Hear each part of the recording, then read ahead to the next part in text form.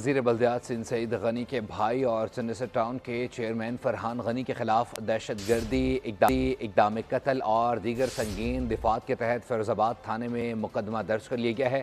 مقدمہ سرکاری ملازم حافظ سہیل کی مدعیت میں درج کیا گیا ہے۔ اسپیشل مجسٹریٹ نے فرحان غنی سمیت دیگر ملزمان کو ایک روزہ راہداری ریمانڈ پر پولیس کے حوالے کر دیا ہے۔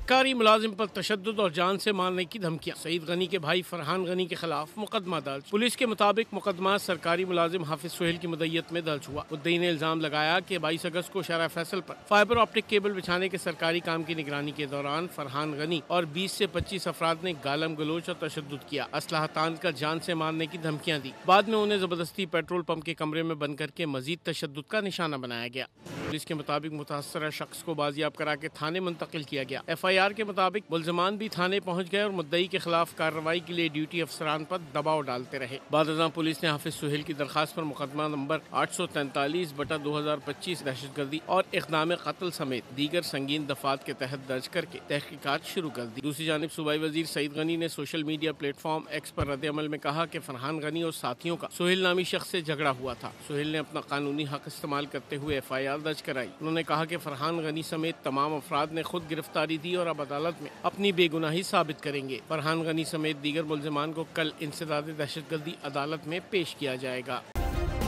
سبسکرائب کریں اور بیل دبائیں تاکہ کوئی خبر رہ نہ جائے۔